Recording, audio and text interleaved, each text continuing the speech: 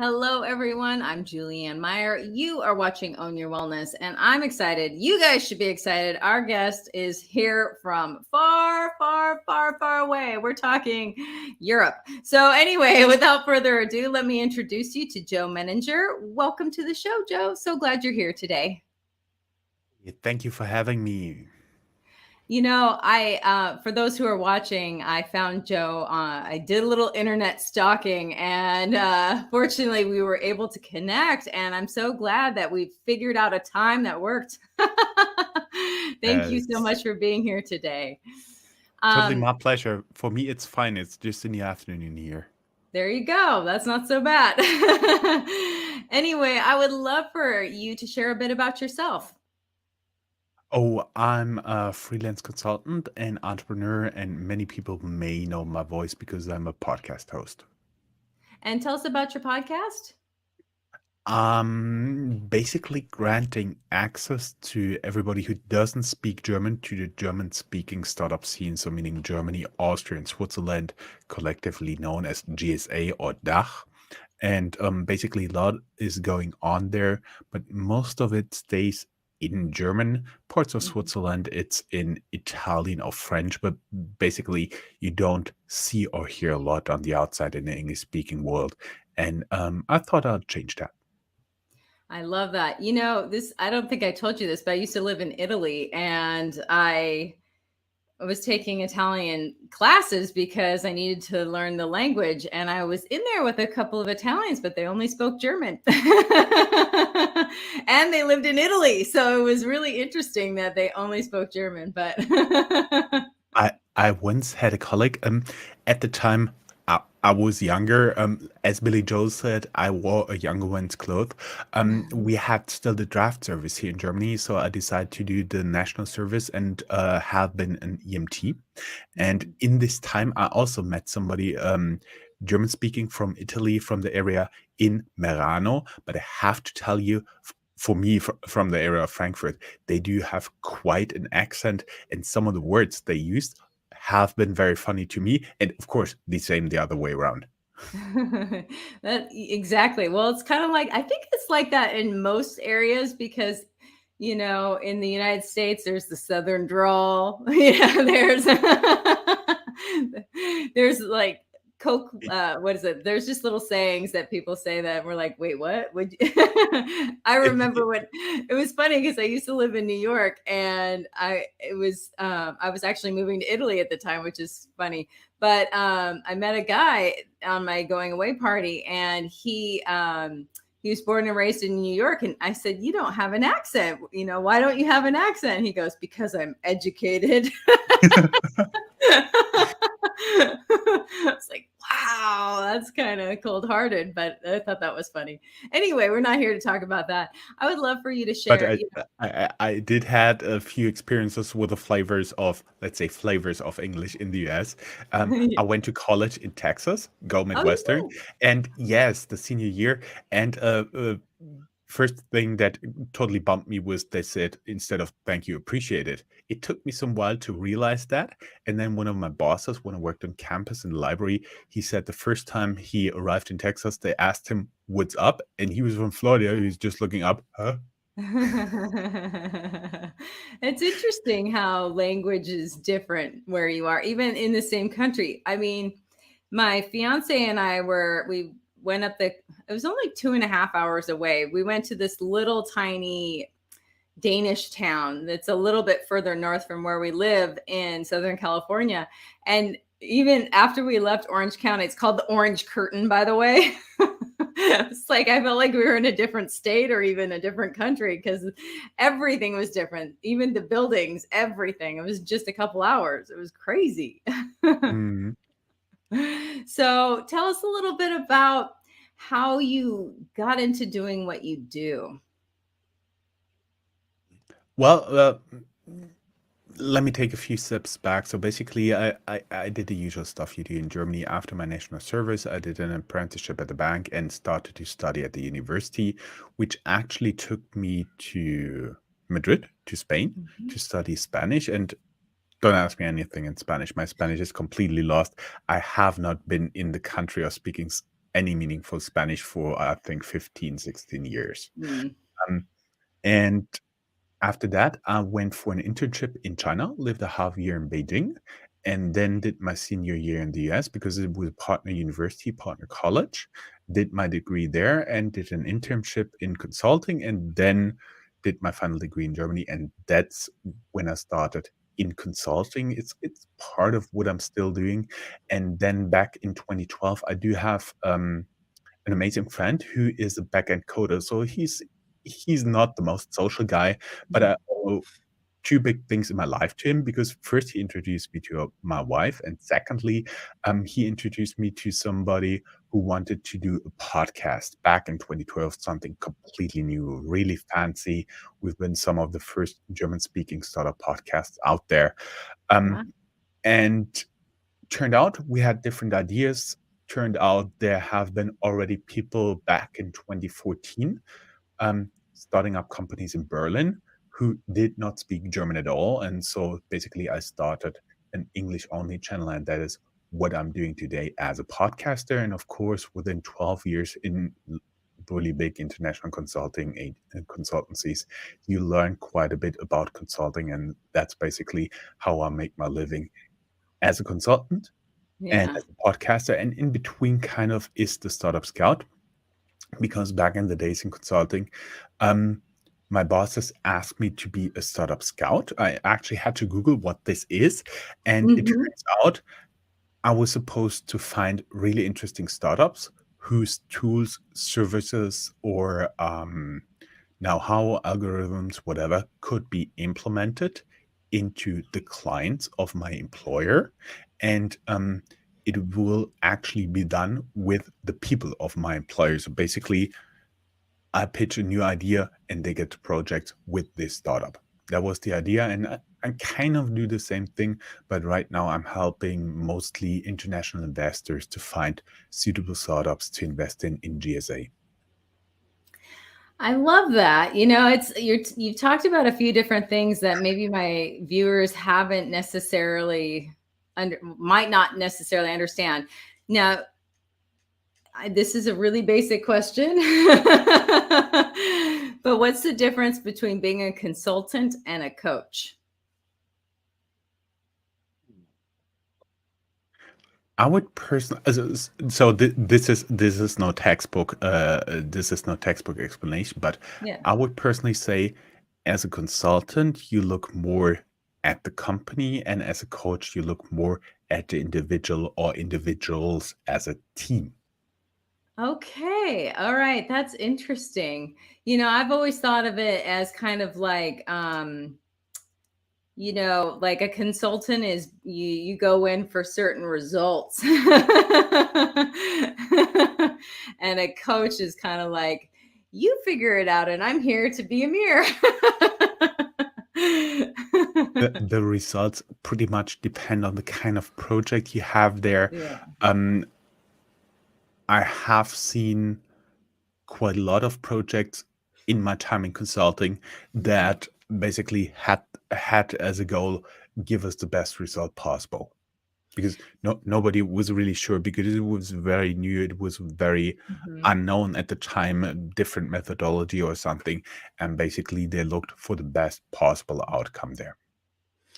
Gotcha. So, for the people that are watching, I want to say that part of the reason why I wanted you on the show was because, we spend about, I don't know, what is it, like 70, 80% of our life working. And if we are not happy or things aren't going well, and then how can we possibly really enjoy our lives? So, at what point do you find that people try and hire you as a consultant when it's like the last, or do like they want to hire you before things get bad?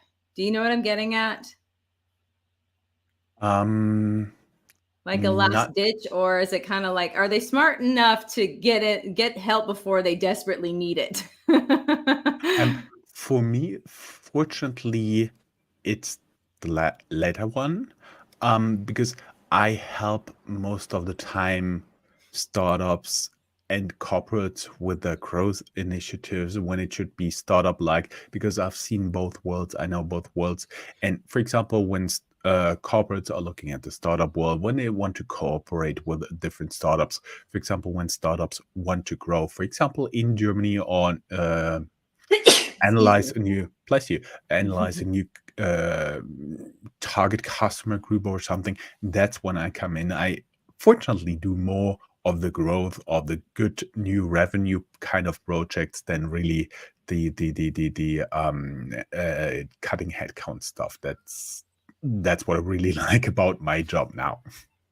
I like that. That sounds I don't know, kind of more fun. Yes.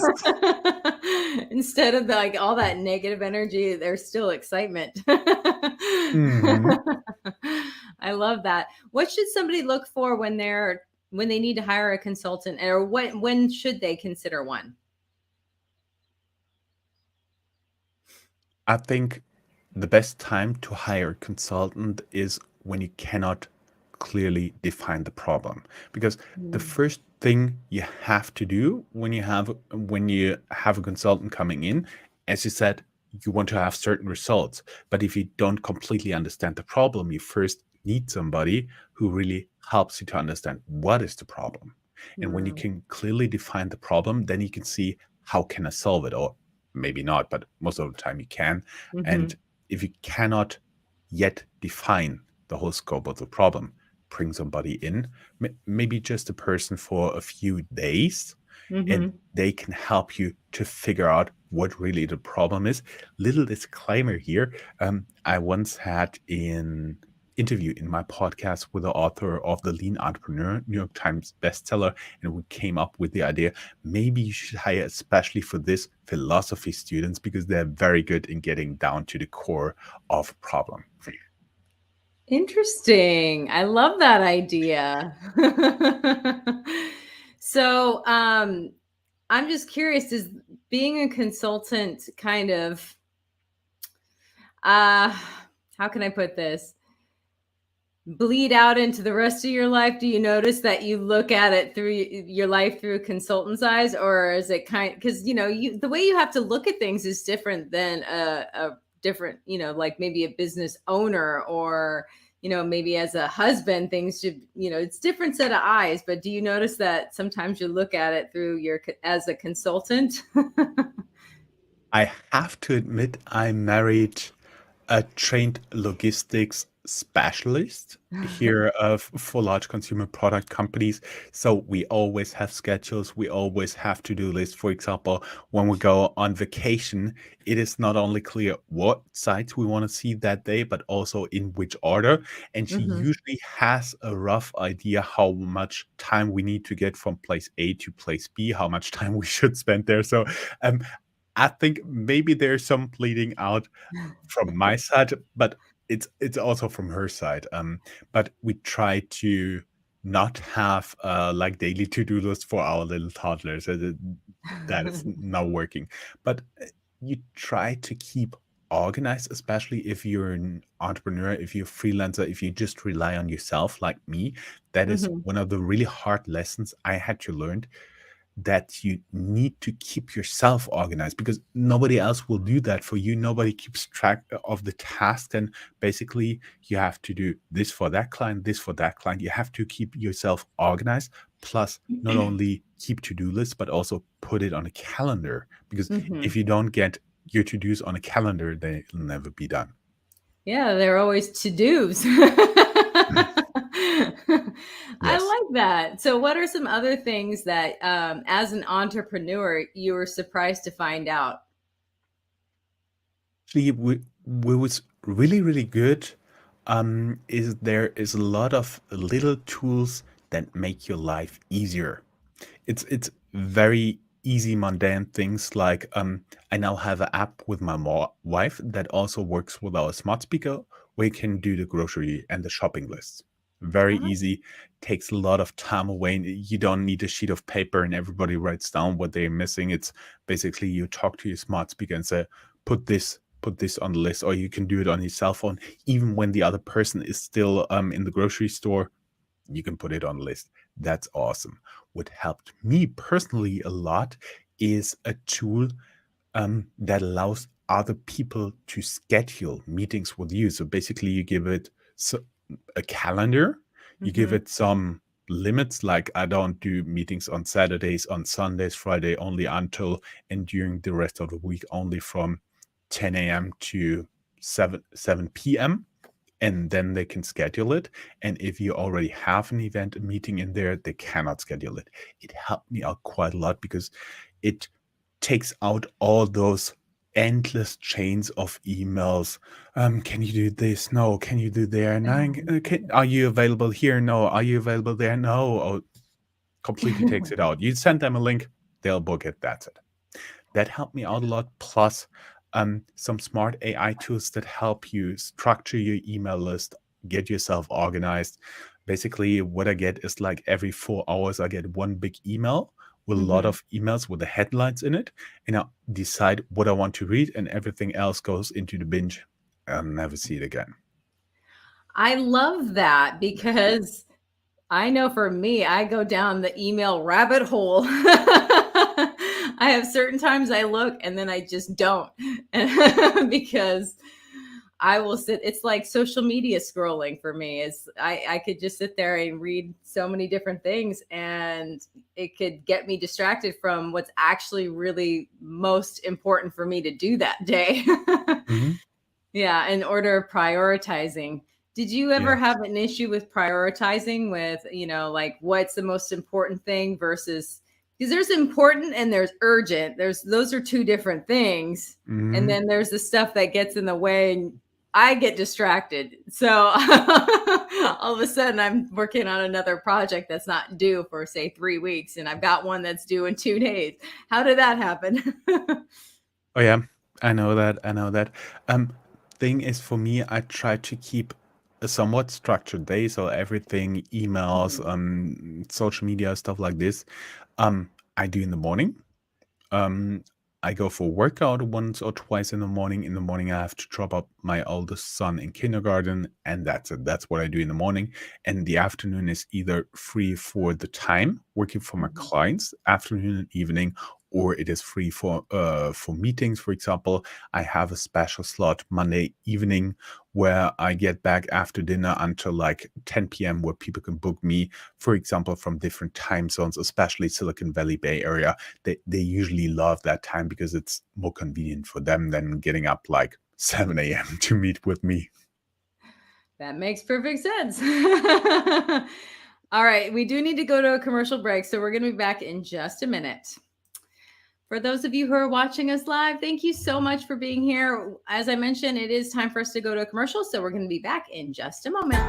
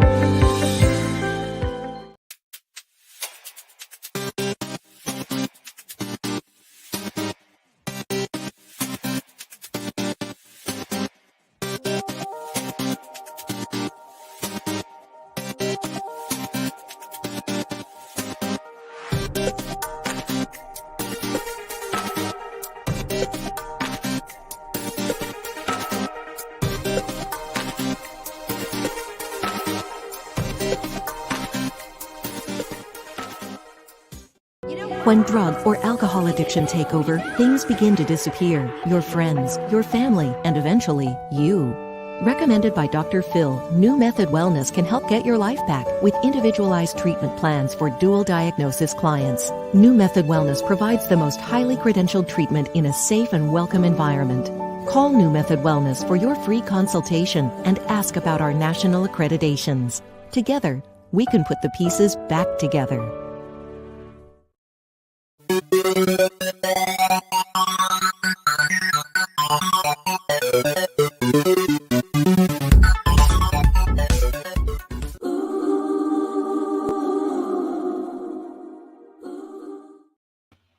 Welcome back, everyone. If you're just joining us now, I am Julianne Meyer. You are watching Own Your Wellness, and today's special guest is Joe Menninger. Let's bring him back. Welcome back to the show.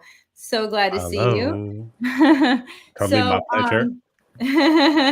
We haven't talked about how people can reach out to you. I have just popped up your website. What can people find there? Oh, a lot.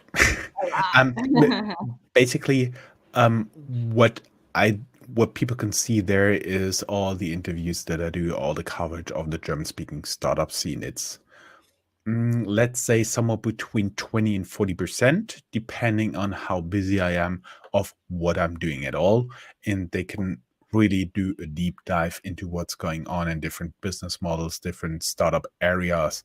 I'm somewhere not in published podcasts, but in recorded podcasts, I'm somewhere around 380. So there's a lot of material out there, and they can listen for weeks just to my voice. I know they don't want to. That's why I have other people on my internet radio station as well. But basically, it's an audio and video podcast. We have a monthly newsletter, so we're not going to spam you. We wrap up what was important once a month together with my co-host, a German guy who lives in New York City.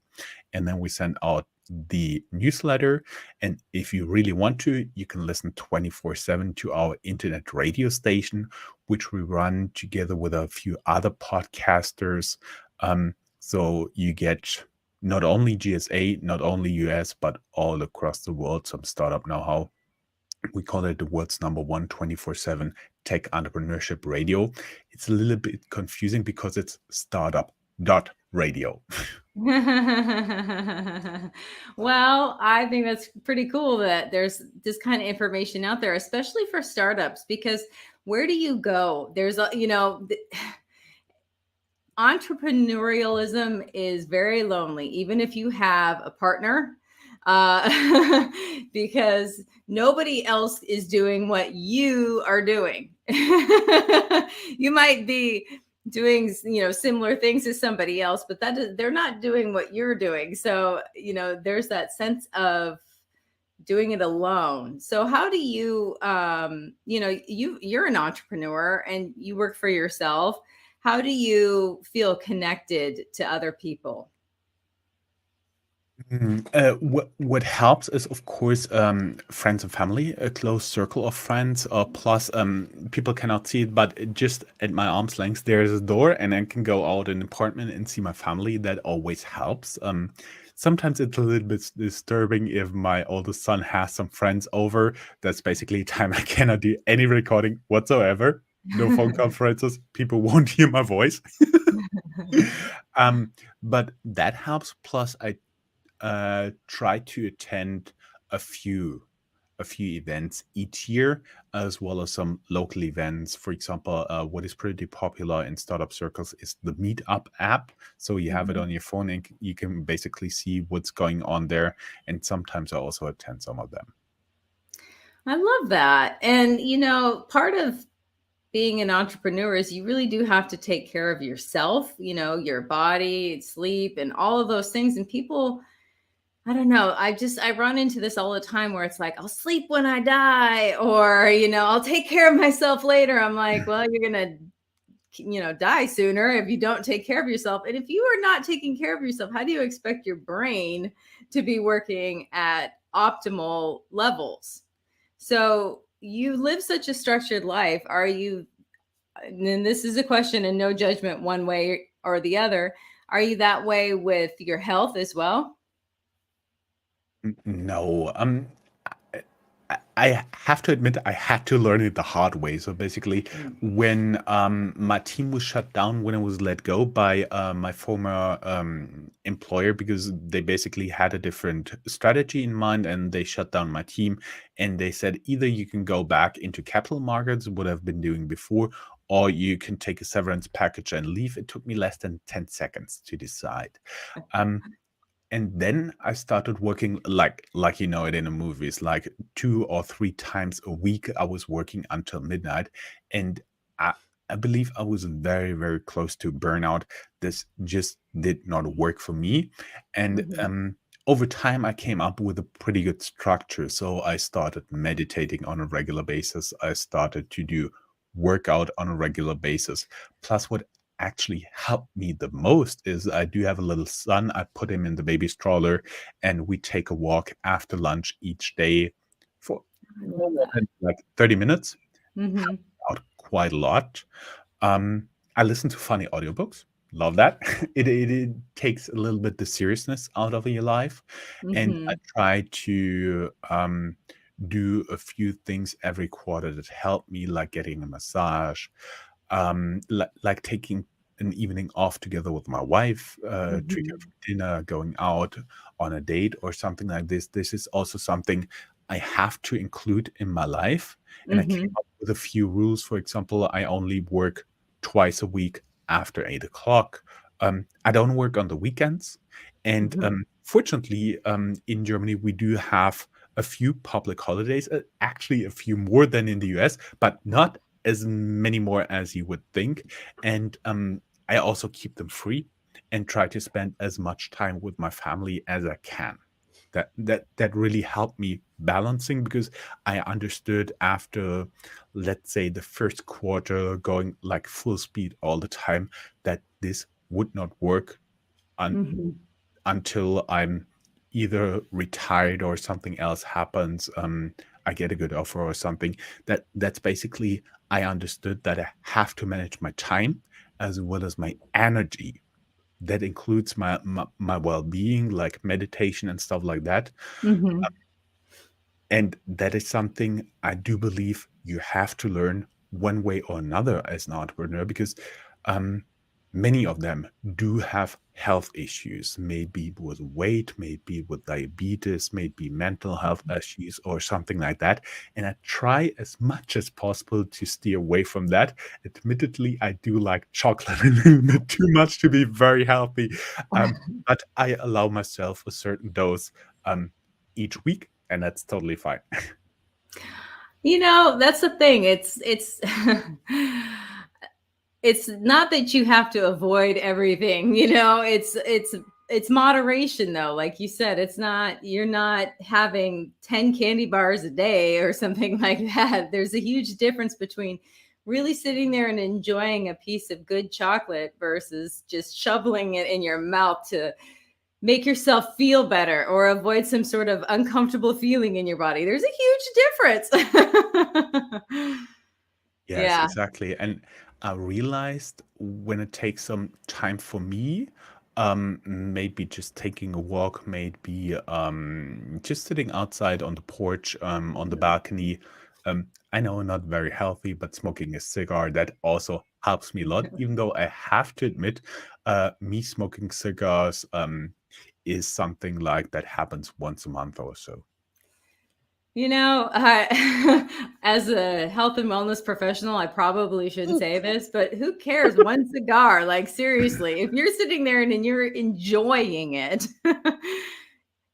we really do only live once in this body. So we might as well make the most of it. If there's something that we really want, then, I have a, I used to work with the gut health specialist and she worked with me, I should say. I hired her.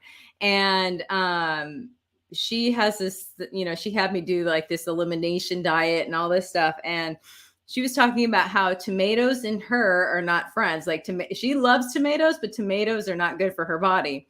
And how at least, or no, I should say once a year, she'll go and she'll get like this one particular big tomato and just eat it because it's her favorite. And she knows exactly how awful she's going to feel after it. But she wants to eat it anyway. And she's like, I do it because it tastes so good. So I do think that, it's okay to enjoy yourself, even if it's not technically the most healthy thing in the world. It's not like I you're doing it every day. I do believe life is always about balance, and that's what I'm trying to find here. So basically, what I'm now sharing is basically experience of 12 years working globally for well-known consultancies, and Mhm. also my time as an entrepreneur. When you develop certain habits, and your mindset is quite different from you're an employee to you're Mhm. an entrepreneur, because you have to know, as an entrepreneur, you have to take care of yourself long term. Um, I need to take care of myself that I'm be able to work for, let's say, at least 20 more years. So that's a Mhm. completely different time set from being a hired consultant where you have something like 25 days off Mhm. here in Germany, plus the public holidays. And I also learned during my time in college in the US, you have PTO, right? Pay time off. Mhm. When you're sick, you get deduced days off. That's not the case in Germany. Yeah, that's true. If you're an entrepreneur, there are no paid days off. Not Well, unless you have passive they're income. days off without pay, right? Yeah, exactly. Exactly. Everything, it's like, if I don't work, I don't eat. Mm. Well, I mean, hopefully people will get to the point where, they figure out some sort of passive income. That makes a huge difference, when things are coming in on a daily basis, and, you planted the seeds a while ago, it makes life a lot easier if something does, happen, or if you do want to go on vacation. So yeah, no, I like that. My fiance is a personal trainer, and he has been for almost 20 years now.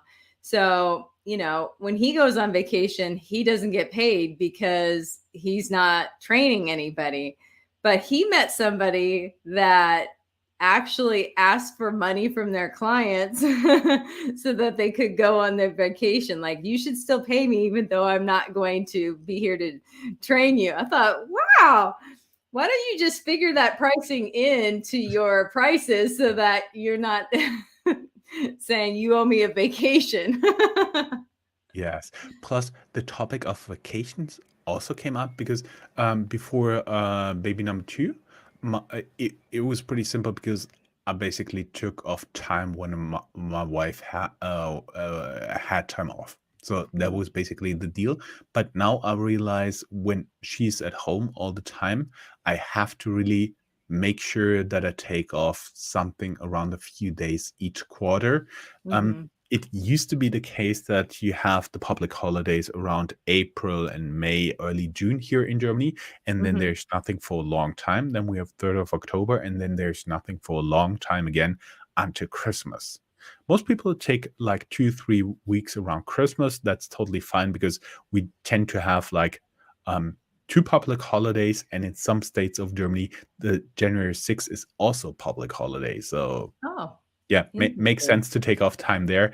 Um, but I realized, for example, that in summer I need at least a short break. Plus, what I really loved about the US was Thanksgiving.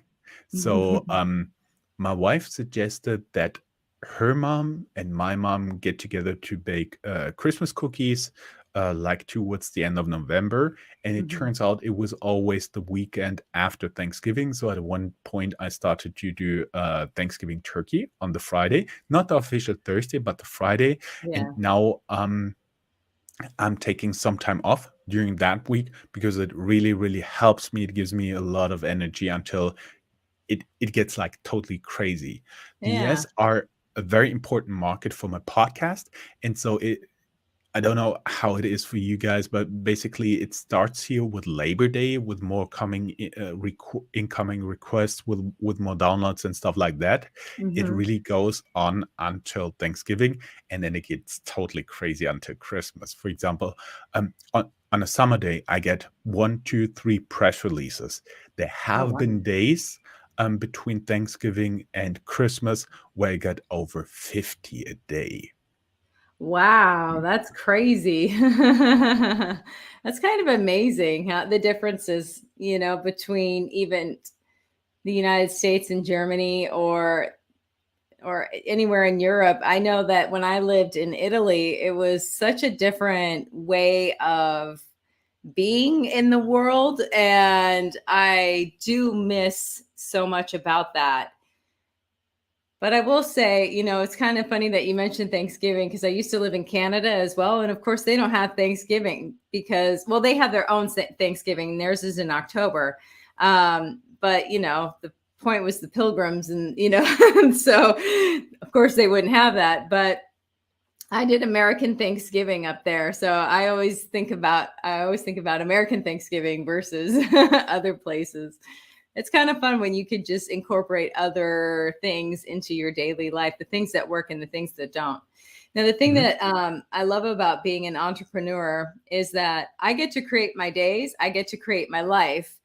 And, do you ever run into people who judge you for maybe taking those, that time off and like, well, you'll never be successful, or are you pretty much supported in your life?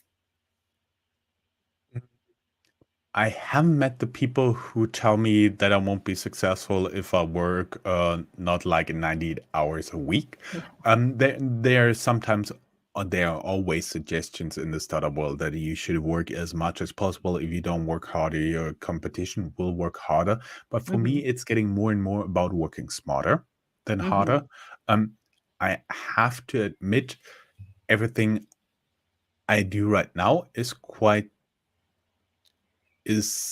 really, really supported by my wife and my family. That really helped me a lot. But what I also learned is the conditions in which you're living, in which you're setting up your life, have a big impact. For example, we moved here shortly before the outbreak of Corona. So I became an entrepreneur during time of Corona. Fortunately, I could do everything remote. This is totally awesome, and I keep doing that. But it also formed my habits, and I now have to form other habits, like going out on a regular basis, going to work out, doing this and that. Everything that was not possible during Corona, that I failed to incorporate for that reason into my life. I like that you are talking so much about habits. We do need to go to one more commercial break, so we're going to do that. But when we come back, we will be talking about habits. So thank you for watching us. We're going to be back in just a moment, and yeah, hang tight.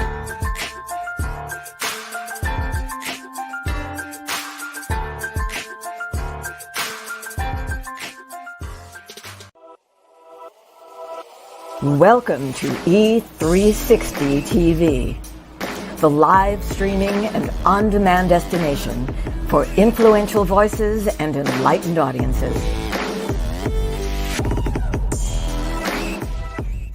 We offer trending, grassroots, and purpose-driven content across a diverse range of interests.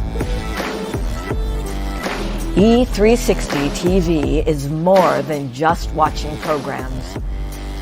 We offer the ability to interact with live shows connecting audiences to real, authentic influencers and storytellers while streaming to millions of devices.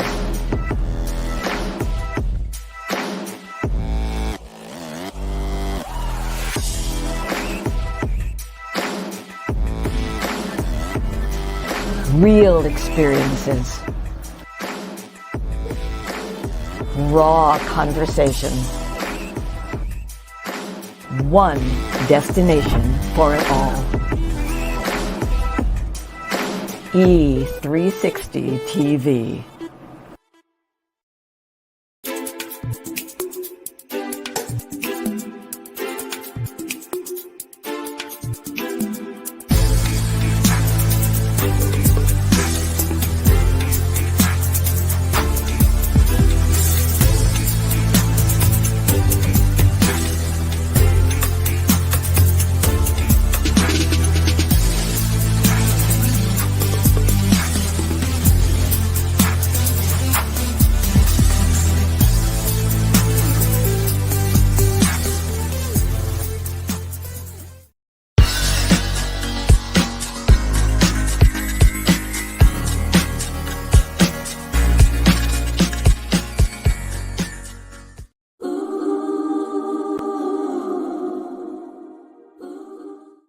Welcome back, everyone. Today's special guest is Joe Menninger. Welcome back to the show. So glad that you're here today. During the break, I was thinking about habits, and there's so many. I don't know. There's like, it takes 21 or 28 days or 21 days, and it takes blah, blah, blah. And, but I just don't think it has to be. I don't know. Why do we have to think about that so much? Why don't we just form new habits?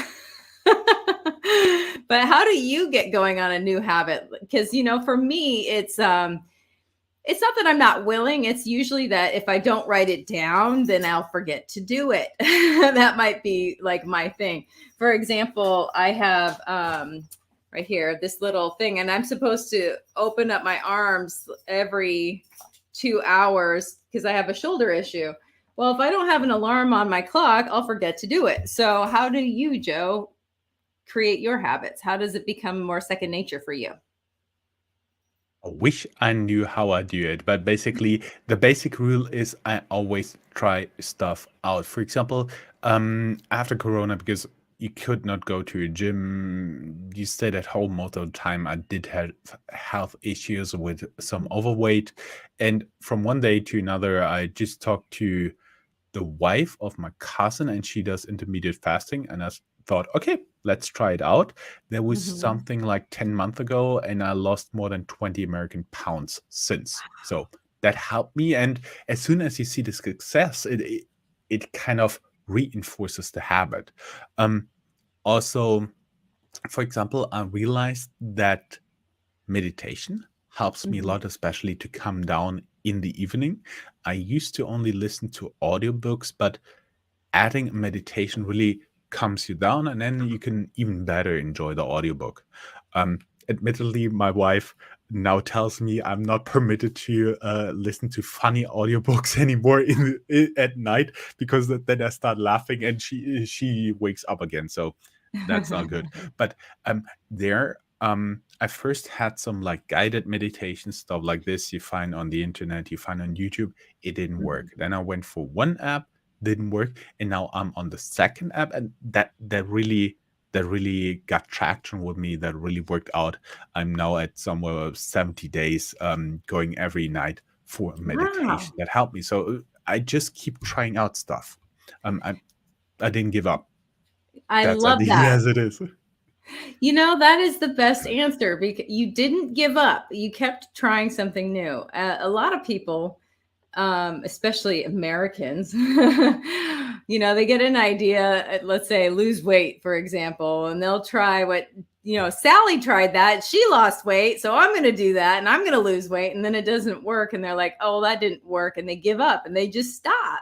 So I love this idea of, experimenting with yourself and seeing what works for you and finding that right thing. Like if it doesn't resonate, if it doesn't make sense, like, you could have probably forced yourself to use the other app still to meditate, but it wasn't really necessarily enjoyable for you. So why not just try and switch it up to something that, is also enjoyable? I also try this, for example, with my children. We have now like 1.5 years of iteration with my oldest son. I tried out different methods to waking him up, when I'm waking up, how I structure my morning without him when he's still asleep. And like after 1.5 years, I think I figured out a pretty good order. Yeah, unless he wakes up early and then comes to our bed and does like, how do you call it, when he throws himself completely over you and poof, hits you? Yep. How do you call it? It's like a flop. It's yeah, you just flopping. Yeah, it's like 20 Or a metric body kilograms. slam, or Yeah, landing on you, and then you're awake. Yeah, that's one way to wake up. It's this is totally not important, but it's funny. When I was growing up, the way I used to wake up my stepmom if I was hungry, because it didn't work for my dad, I would just look at her. I'd stand next to her. Oops, sorry, I just kicked my dog. I would stand next to her, like on the floor when she's sleeping. I would just stand there and look at her, and she'd wake up. I said, that's really creepy. And she said, I thought it was a nice way to wake up. he doesn't understand it completely yet, but I tell my son, I'm resentful. When you are a teenager, I'll wake you up the same way. He'll remember that. He's gonna be so mad. One of the But reasons taking so many pictures right now, it's yeah. how do you keep a teenager in line? Of course, blackmailing. Exactly. Yeah, I have this cute baby picture. Do you want to have it on Twitter? You're naked. That's you're picking your nose. Yes, smeared tomato sauce all over your face. Yep. Mhm. That's funny. You brought up something that was really interesting that, Blackmailing? well, yeah, that too. But the idea of waking up and trying different things, I used to just despise waking up in the morning because it was, an alarm that was like, and it was so jarring. But then I went on this meditation retreat, and, they would wake us up at like 4 o'clock in the morning with this bell outside, and I'd wake up to the birds basically. And I thought, that's fascinating. So I ended up buying myself an alarm clock that lit up like the sun, and then like birds would start chirping. So it just changed my whole experience of waking up. So once again, it's that idea of experimenting. Mhm. I like that. So is there any self-care things that you do every day? Like of course there's, times where things come up, but there's stuff that you just are like, okay, I need to do this to be optimal. It's a minimum amount of sleep. As I said, I've been in the paramedic ambulance. I've been there full time for a year, and then did it on the weekends during holidays and stuff like this, during university and college and so on and so forth. For example, I worked, I think, 5 years in a row during Christmas. Actually, pretty relaxing because only the people who are really sick are calling you. They call 911 here in Germany. That was pretty cool. But I'm more and better. I can do more and do my stuff better when I sleep more than 7 hours. So I always try to be in bed by this time and sleep at least 7 hours. I also try to go at least twice a week to the gym for workout. nice. And on Fridays, I do have a course for my back because I'm sitting a lot. I have a little bit crooked spine, so I have to do something for this. Otherwise, I'll be in pain. So that is everything I have to do. Plus, of course, drinking a lot of water and tea helps me out a lot as well. Plus, being a good example and eating a lot of fruits and vegetables in front of my children. Smart, because kids follow what you do, not what you say. Yes, unfortunately, I had to learn that. Well, I'm glad you did, because a lot of people don't. Oh yeah, the hypocrisy. I just remember my mom didn't quite have that figured out, and I just remember thinking, but you're not doing it. Of course, I was as they say, precocious little child. I was annoying and just paid attention to everything, so she couldn't get away with anything when I was a kid. But anyway, I guess what I wanted to ask you was, you mentioned a lot about having structure and, a calendar and things like that. And there's a lot of entrepreneurs out there that feel like, I want to be an entrepreneur so nobody can tell me what to do. And they kind of feel like including themselves. Now, I've personally found that with a calendar and scheduling out most of my day, that I actually end up with way more free time, way more, time to do what I really want. Has that been your experience, or is it just you've got so many things that you've got to do that in order to remember, you need to keep it like that? Well, I try to keep certain limits. When I don't have like a pressing client problem, I try to be out of work after dinner.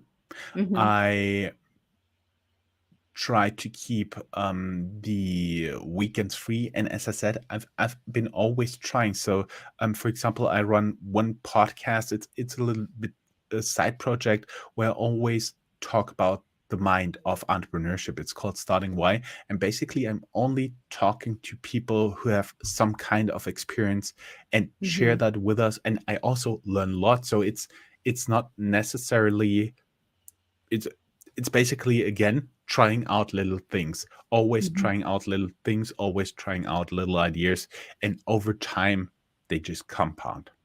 I love that. You're right. It does. It compounds. Do you watch TV?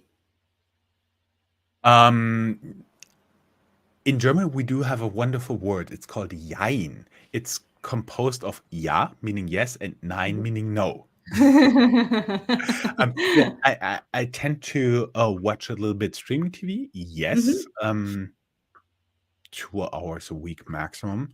Wow. I also tend to watch some live TV, but basically for me it's only like news in the morning when I have Mhm. some time. Plus I became a big NFL fan when I was in the US, and now it's kind of a ritual with me and a friend, and we get together on Sundays during football season and watch Mhm. together American football. It's actually pretty late here in Germany, so Oh. in the US, I assume you get up, you have lunch, you watch TV. We Mhm. have a whole Sunday, we eat dinner, and then we watch football. Well, and that's more of an experience. You're with your friends, it's not just Mhm. because I know a lot of people here in the US, and I've been guilty of it. This is why I say this. I could sit there and watch TV for endless amount of time. And then I'm like, wait a second, my butt's tired. I didn't do anything and I don't feel rested and all that. But yeah, that has changed for me recently. So I'm hoping, I was just curious since, you experiment with yourself and you have habits that are good and all of these things. I was curious where you were with that. But we are almost out of time. So is there any last thoughts that you'd love to share with the audience? Yes, of course. I also learned that cooking for myself is pretty healthy for me. Mhm. It helps me to lower my stress level. So most of the streaming TV I'm watching is actually American cooking shows on YouTube. Fun. I I'm love always that. learning something new. I love that. It's not just mindless. Awesome. And where can people watch your podcast or Mm, listen They to it, I should say? they can watch again on YouTube. It's called Mhm. startuprate.io, or they can just punch in startuprate.io, go to my website. There's a blog. As I said, there's a radio station behind it, an audio podcast, a newsletter, and a YouTube video. But basically, startuprate.io, and then can find out everything they'd like to know. I love that. Well, I just want to say thank you so much for being on the show today. I truly appreciate you. And yeah, congratulations on everything. And you've inspired me. So I'm sure we've inspired everybody watching. Thank you very much. Thank you for having me. Thank you. And everyone, that's all the time we have for today. So enjoy the rest of your week and we'll see you soon.